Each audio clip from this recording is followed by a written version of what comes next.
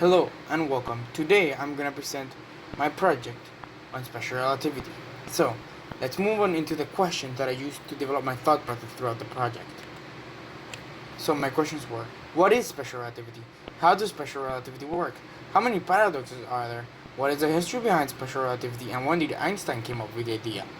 How can I prove special relativity? So, what is special relativity? Special relativity in physics, or the special theory of relativity, is a scientific theory regarding the relationship between space and time. In Albert Einstein's original development, the theory is based on two postulates. The laws of physics are invariant, that is, identical, in all inertial times of references. That is, frames of reference with no acceleration, or points of view. The second postulate is the speed of light in vacuum is the same for all observers, regardless of the motion of the light source, in other words, where the light comes from, or the observer itself. So, I'm going to move on into a short video on how does special relativity work. Imagine you're traveling with Einstein in a train moving at a certain uniform speed. The train, relative to the outside environment, is in motion. The two of you sitting inside, on the other hand, observe each other as stationary objects, as both you and the train are moving at the same speed. Hence, relative to the train, you are stationary, and the laws of physics stay same inside the train as they would on the ground when you are standing still. Now, let's consider you get off the train and observe it moving across in front of you. Now, you are stationary, and relative to you, Einstein is moving with the same speed as the train. This is the phenomenon of relative motion, and we observe it every day. Does everything in the universe observe this relative motion the same way? Yes. So, you're back. Now, we're going to talk about how many paradoxes are there. Currently, there's 4 paradoxes around the special relativity. The relativity of simultaneity, E equals mc squared, the twin paradox, and the ladder paradox. So, relativity of simultaneity.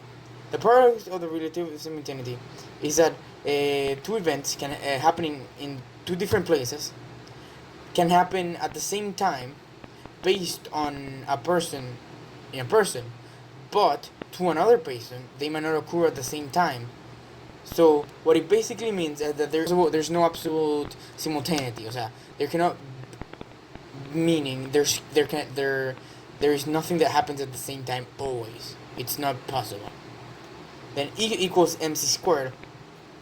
The equation demonstrates basically that mass and energy are interchangeable and are the same thing in different forms.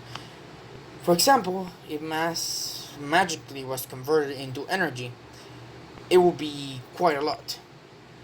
And this equation shows why an atomic bomb does so much damage, even though the amount of matter converted into energy is on the gram scale.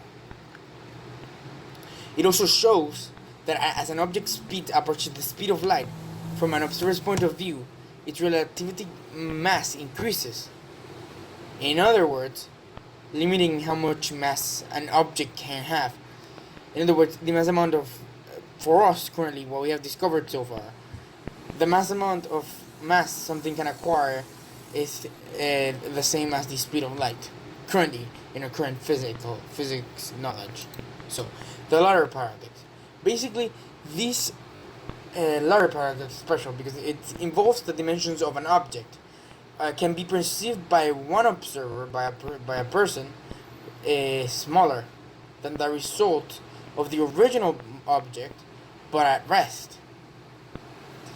Because when an object moves at the speed of light, or it moves in general, its length contracts. Of course, there's no noticeable change at regular speeds. It can only be noticed at the speed of light. So basically, an example will be, for example, you have a ladder parallel to the ground. This is the analogy that I choose to ground horizontally, and we're to move at the speed of light, and we're to go through 2 doors that are smaller in size to the ladder, and when it's at rest, when it's not moving. So if the ladder was not moving, it will not be able to fit, but it goes through. This is called length contraction, which is a part of the ladder paradox. That's basically the ladder paradox. Now, we're gonna move into the history of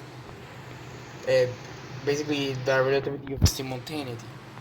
So, basically, the relativity of before Einstein, basically. So you see, astronomers understood the universe in terms of three laws of motion, presented by Isaac Newton. And as we know, those three laws are object in motion or at rest remain in motion, unless an external force imposes it. The first law. The second law, force is equal to the change in momentum per the change in time. For a constant mass, force equals mass times acceleration. We know that for every reaction there is an equal and opposite reaction.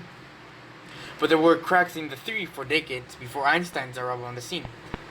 In 1865, a Scottish physicist, James Clerk Maxwell, demonstrated that light is wave both electrical and magnetic components and established the speed of light, which is 186,000 miles per second. Scientists supposed that light had to be transmitted through a medium, which they call the ether, but now we know there's no transmission medium that is required and that light in space moves in a vacuum basically. 20 years later, an unexpected result threw this into question. Physicist A. Michelson and chemist Edward Morley, both Americans, calculated how Earth's motion through this ether affected how the speed of light is measured, and found out that the speed of light is the same no matter what Earth's motion is, which means it's basically a constant.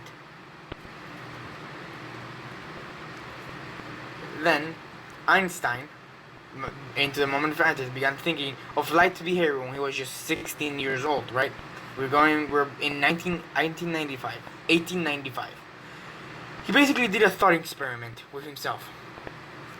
He imagined himself riding a light wave and looking at another light wave moving parallel to him. Basically, classic physics should have said that the light wave Einstein was looking at would have a relativity speed of 0. But this contradicted Maxwell's equations and how he proved that light always has the same speed of 186,000 miles a second. Another problem with relative speed is that they will show that the laws of electromagnetism change depending on your vantage point, which basically which said laws of physics were basically the same for everyone, basically. Sorry, I'm trying to get this from memory. I know it's complicated. I'm checking some notes. Anyway, this led to Einstein's eventual musings on the theory of special relativity, which he broke down into everyday example for a person standing beside a moving train, comparing observations, basically saying like the train analogy that I just said. Basically, that's how he came up with this idea of special relativity.